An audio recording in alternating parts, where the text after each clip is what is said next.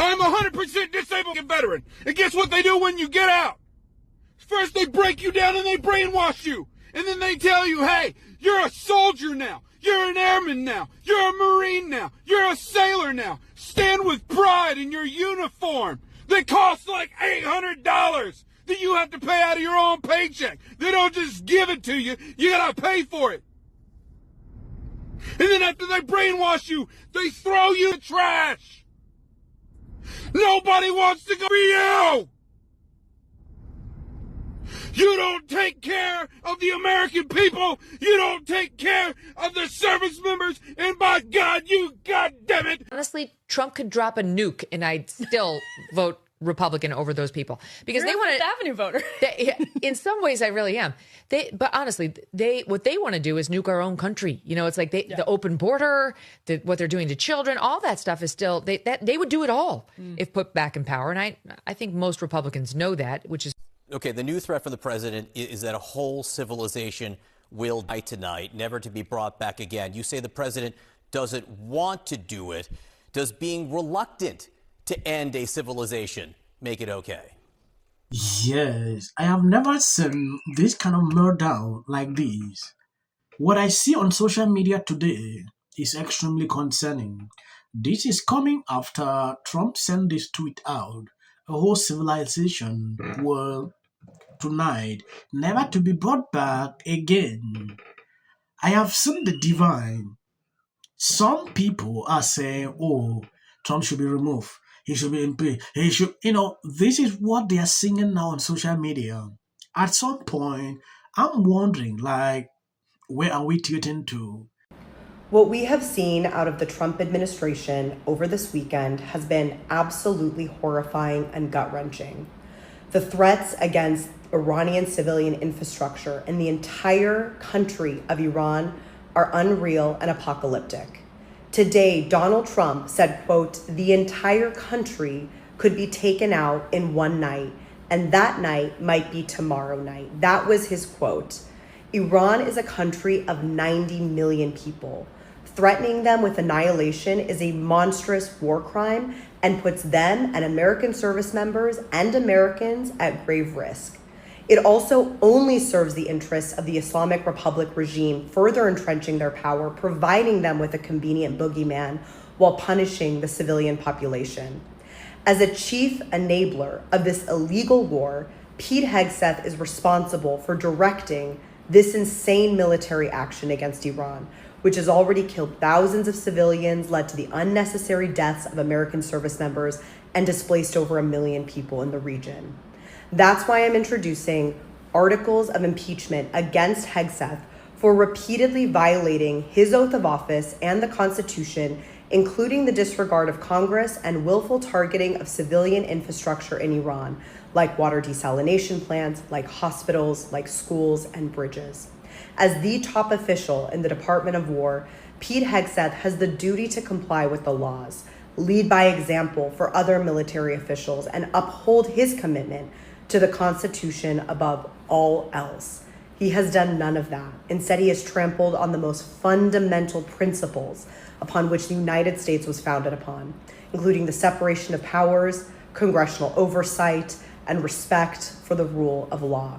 That's why I'm calling for Pete Hegseth's impeachment and removal from office immediately. If you take a closer look to this tweet, you will notice something. I decided to underline this. A whole civilization will die tonight, never to be brought back again. I don't want that to happen, but it probably will. However, now that we have complete and total regime change, where different smarter and less radicalized minds prevail, maybe something revolutionary, wonderful can happen. Who knows? We will find out tonight. One of the most important moments in the long and complex history of the world, 47 years of extortion, corruption, and will finally end. God bless the great people of Iran. This is coming yesterday after Trump sent out a similar tweet, and the kind of meltdown we saw was something I've not seen in a while. If you look deep into what Trump said, even till people have not stopped talking about that, he added this one. the reactions are just everywhere. Clay Travis is the founder of Outkick. All right, big Easter weekend, Clay. This is a turning point. It's a huge turning point. And you know what? I don't want to hear anything from any Democrat. You let Weekend at Bernie's exist in this country for 4 years. And then you all said, we need Weekend at Bernie's too. And you didn't say anything about the 25th Amendment. Joe Biden's a vegetable. He couldn't even stay awake on the beach. He would have been asleep. That guy would still be in a crevice in Iran if Joe Biden was in office. He would still be sleeping. He wouldn't have even found out about him missing yet. All right? So I don't want to hear anything about the 25th Amendment from any other Democrat. Yeah, I mean, Jesse, I think his Secretary of Defense went missing for a week. He was gone in the hospital and no one knew where he was. Biden had no clue. I know.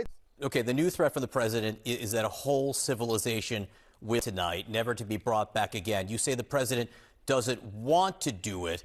Does being reluctant to end a civilization make it okay? Again, I don't think we're talking about ending a civilization. The issue. So you don't believe? Are you saying you don't believe? Congressman, do you say you don't believe the president's threat? Do you say you don't believe the president's threat? Infrastructure. It is their energy infrastructure and their civilian infrastructure, including roads and bridges. That will cripple the Iranian regime and certainly their economy. That is not something we want to do because, as Ron Johnson said rightly, that is a simple explanation from him. A lot of people are misinterpreting this differently, like Trump wants to end the entire civilizations. Trump is not going after the civilians. Yeah, he's going after the regime. And now they are talking about destroying their whole infrastructure, which is a backbone to this country. At some point, I see a lot of Democrats coming out to say this is a war crime, this is this crime, this is a growing fear I see on social media. David J. Harris posted this on Facebook.